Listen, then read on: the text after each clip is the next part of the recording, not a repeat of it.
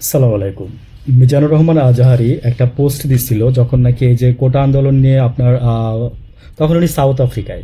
তো উনি বলছিল যে কোটা না, সারা দেশ আপনার সংস্কার করতে হবে বা সারা দেশ মানে ঠিক করতে হবে। তো এটাই করতে চাইছিল এই দেশের মানুষ, এটাই করতে চাইছিল এই দেশের মানুষ। ইউনূস সাহেব মনে করেন যে সব কিছু লেজের গোবরে প্যাঁচ লাগাই দিয়ে গেছে। আর তারপরে তো মানে যারা এখন সরকার চালাচ্ছে, আমরা দেখতেছি যে জাস্ট আপনার তেলের ক্রাইসিস থাকার পরও এই সরকার আপনার 108 কোটি টাকা প্রতিদিন ভর্তুকি দিচ্ছে, প্লাস আপনার এই দ্রব্যমূল্যের দাম ওইভাবে এখনও বাড়ে নাই সারা পৃথিবীতে ক্রাইসিস থাকার পরেও। তো এই জিনিসগুলো ভালো। পাশাপাশি আমি বলবো যে ভালো যা করতেছেন, খারাপ করতেছেন তার 4 ডাবল, 4 গুণ।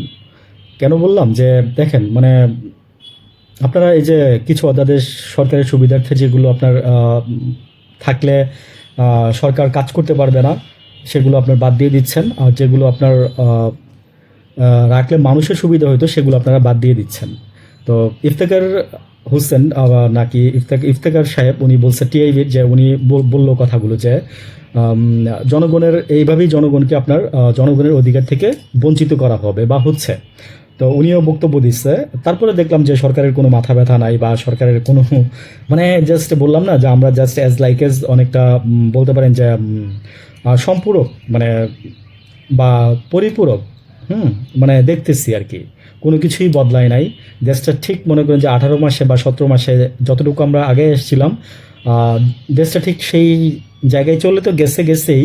আমার মনে হচ্ছে যে তার থেকেও পিছনের দিকে চলে যাচ্ছে, তার থেকেও পিছনের দিকে চলে যাচ্ছে। তো এগুলো বলবে কারা? হ্যাঁ, বিড়ালের বিড়ালের গলায় ঘন্টা কে বাঁধবে? সাহস আছে কারোর? নাই। ওই যে দেখেন এখন ইউনূস সাহেব গেছে, এখন ইউনূস সাহেবের নামে মনে করেন যে আপনার উকিল নোটিশ হচ্ছে যে উনি দেশ ছাড়তে পারবে না হামের বিষয় নিয়ে। তারপর হচ্ছে আরও এটসেট্রা এটসেট্রা, অনেক দুর্নীতি, ওনার ভাই সহ নাকি দুর্নীতি করছে। তারপর ওনার নামে খারাপ কথাও বলা হচ্ছে। তো ওইটাই বললাম আর কি, যে ওই বিড়ালের গলায় ঘন্টা বাঁধার মতো আমাদের বাংলাদেশে কেউ নাই। ভালো থাকবেন সবাই। আসসালামু আলাইকুম।